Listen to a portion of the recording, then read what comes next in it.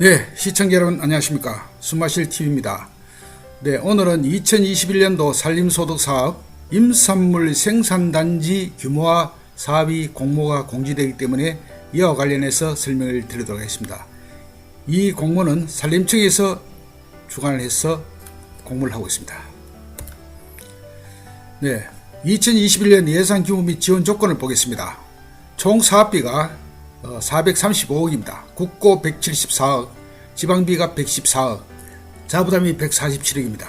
그리고 작물 생산단지는 총 사업비가 300억, 그 다음에 국고가 120억, 지방비가 60억, 자부담이 120억 이렇게 되어 있습니다. 지원 조건은 국비가 40%, 지방자치단지에서 20%, 자부담이 40% 되어 있군요. 그 다음에 그 총 사업비의 그 규모를 보면은 작물 생산단지가 노지 재배가 1억에서 5억 이내, 시설 재배는 2억에서 10억 이내 이렇게 되어 있습니다. 그 다음에 두 번째 산림복합 경영단지는 총 사업비가 135억입니다. 그 다음에 국고가 54억, 그 다음 지방비가 54억, 그 다음에 자부담이 27억 이렇게 되어 있습니다. 요거는 지원 조건이 국비 40%, 지방자치단체 40%, 자부담이 20% 이렇게 되어 있습니다. 신청 규모의 총 사업비는 1억에서 5억까지입니다. 그 다음에 이거는 사업기간은 산림작물 생산단지가 1년, 산림복합 경영단지는 2 내지 3년간에 한해서 분할 지원됩니다. 그러니까 산림복합 경영단지가 기간이 한 3년까지 이렇게 해서 분할을 해서 사업을 시행하네요. 기간이 상당히 깁니다. 공모 기간은 2020년 4월 27일부터 2020년 6월 26일까지 지금 현재 접수를 받고 있습니다. 신청 자격은 전문 임업인, 다음에 생산자 단체가 되겠습니다. 네, 생산자 단체는 영농조합법인, 농업회사법인, 협동조합법인, 다음에 협동조합 이런 업체가 될 거고요. 영농조합법인은 이제 조합원 5인 이상 농업인, 출자금 1억 이상이고 자본금이 사업비 자부담 이상 확보한 경우에 해당됩니다. 그다음 농업회사법인은 이제 농업인 5인 이상 참여하고 출자금이 1억 이상이다 이렇게 규정을 하고 있고요. 그다음에 그 전문 임업인은 전문적인 제가 몇 차례에 걸쳐서 유튜브 방송을 했습니다. 동림가 임업 부기자, 신지식 임업인 이렇게 규정을 하고 있습니다. 그 다음에 법인은 법인 설립 후에 운영 실적이 한 1년 이상이 되어야 되고 재무제표가 확인한 그런 단체로 규정하고 있습니다. 그 다음에 지원대에서 제외되는 경우가 있는데요. 이런 경우는 융자금, 보조금, 부당 사용, 그 다음에 타기관에서 지금 현재 사업을 실행 중인 전문 임업인, 그 다음에 그 공모사업으로 받은 이후 3년이 경과지 안 되는 그런 전문 임업인 또는 생산단체, 숙각기 사업을 했을 때 5년 이상 경과지 되지 않은 업체죠. 또는 이제 전문 임업이 되겠습니다. 이게 이제 무슨 말이냐 하면은 보통 숙각기 사업하면은 지방자치단체나 정부에서 지원을 해주는데요.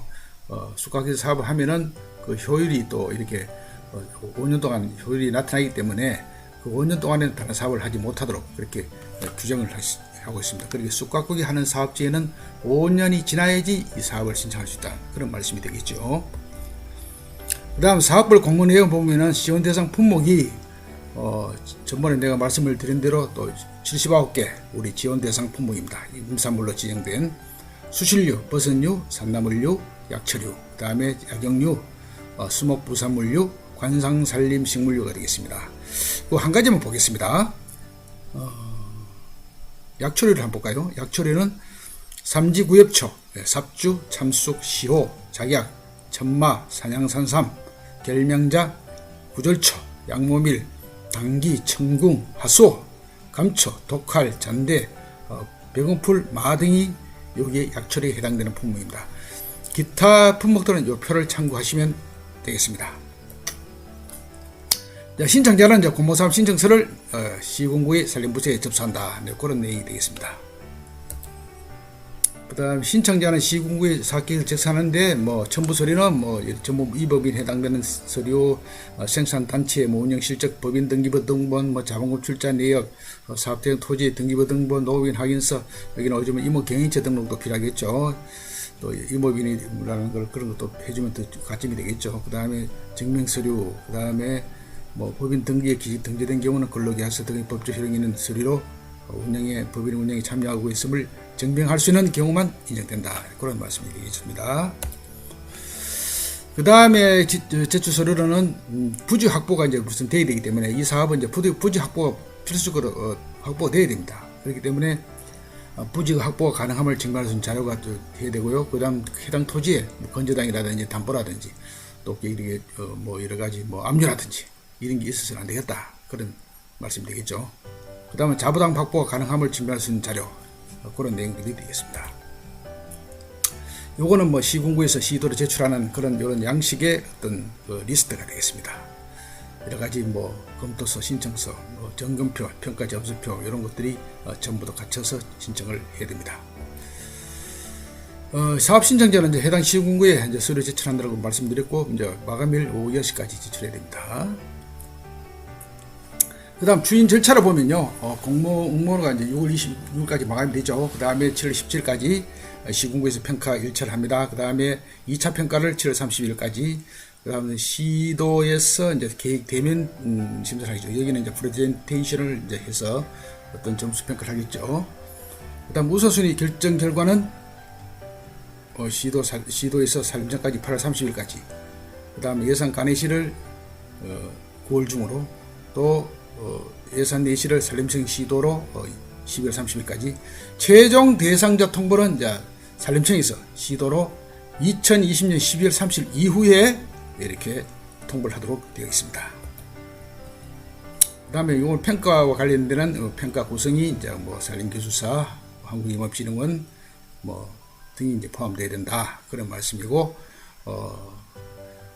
제출한 평가를 이제 점수 30%와 시군구에서 평가한 점수 30%와 시도 심의에서 평가한 점수 70% 합산해서 우선 순위를 결정해서 최고 높은 점수를 받는 업체를 하겠죠.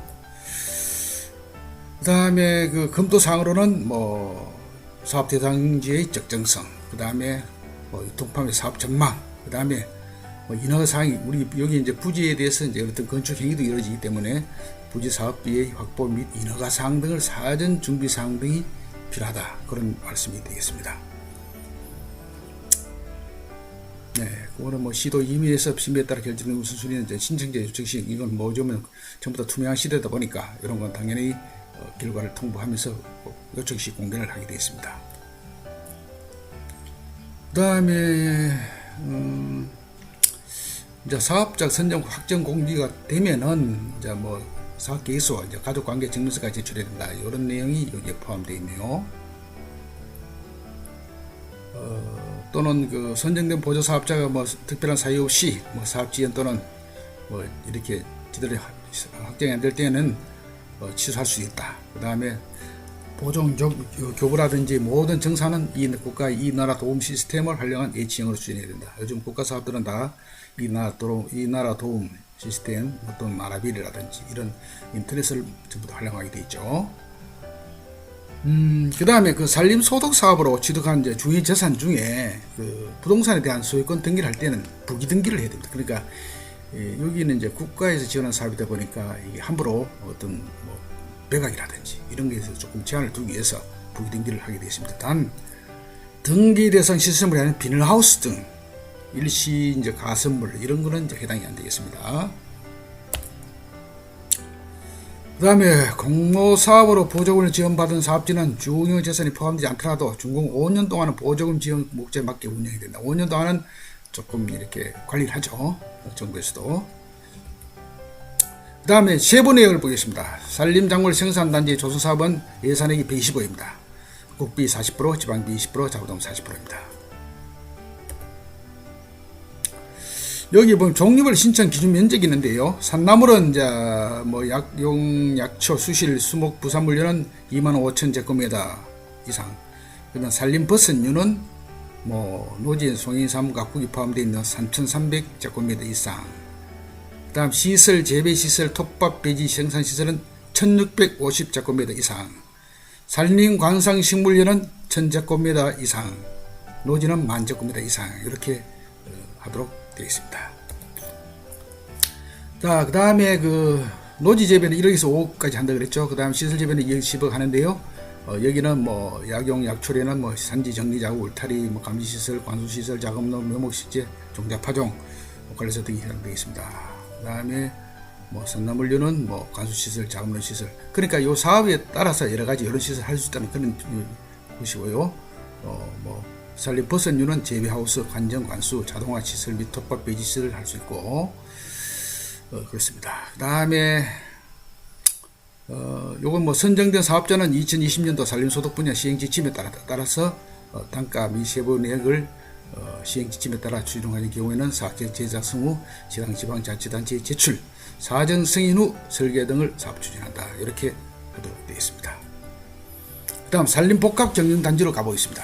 이제 사업이 두 개라 그랬죠. 그래서 산림복합경영단지. 요거는 이제 우리 사실 이 공모사업을 우리 뭐 동린가라든지 이모 부기자라든지 이런 분들이 많이 하신 그런 사업이 되겠습니다. 총 예산이 54억입니다. 2 내지 3년간의 분할 지원하게 되어 있고요. 지원 조건은 이제 국비 40%, 그 다음에 지방비 40%, 자부담 20% 되겠습니다. 예를 들어 5억 기준일 경우는 국비에서 나라에서 정부에서 40% 같으면 예를 들어서 2억, 지방비에서 2억, 자부담이 1억 이렇게 되겠죠. 그래서 5억 정도를 해서 이제 사업을 하게 됩니다. 요즘 숙각국에 대해서 이걸 하청을 잘 활용해서 당기 소득 임산물 생산이 가능하도록 복합경이 필요한 예산 지원을 하도록 되어 있고요. 대선도 요즘은 숙각국기를 많이 하는데 거기에 이제 하청에 여러 가지 그 작물들을 많이 재배할 수 있기 때문에 될 수 있도록 숙각기를 하면서 하청부터 잘 활용하는 그런 게 좋겠죠. 산림복합경영단지 조성 사업의 이제 공모 내용이 세부적으로 보면은요, 이제 아까 복합 경영이 가능한 면적 5헥타 이상이 됩니다. 5헥타 같으면 얼마죠? 15,000평 정도 이상이 되어야 되고요. 그 다음에 뭐 요거는 뭐 5년 이상 되지 않는 사업자는 인정하지 않는데, 요거 아까 앞전에 말씀드린 사항이고, 단지 이제 소나미 재선충 관련해서는 이제 특별히 신경을 또 쓰도록 되어 있네요. 그 다음에 단기 소득 임산물 조성사업의 종자 및 종군 구입은 이제 산지 묘표장 조성, 임내 정리 및 식재, 관수시설, 보호 울타리, 작업로, 감시시설, 모노레일, 액비 저장시설, 임산물 저장, 건조시설 관리사 등을 조성을 할 수 있습니다. 그 비닐하우스 시설을 이용하여 뭐 재배하는 경우는 이는 뭐 조성사업 대상이 아니죠.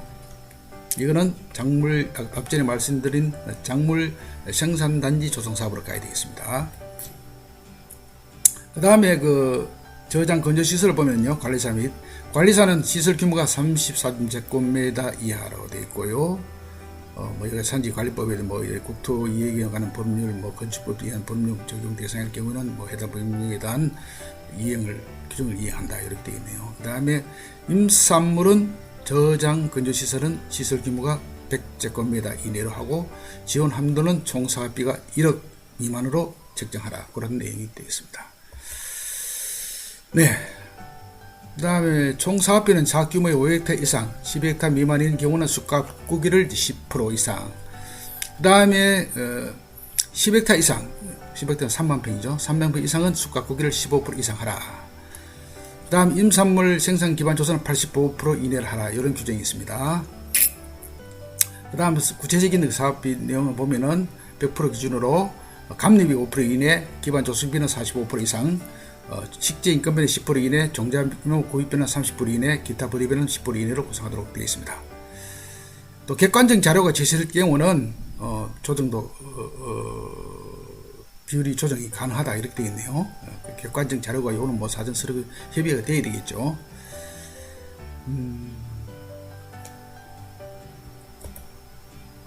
그 다음에 그 토목 공사비는 기반 조성비 10% 이내로 가능하다 그렇게 되어 있고요.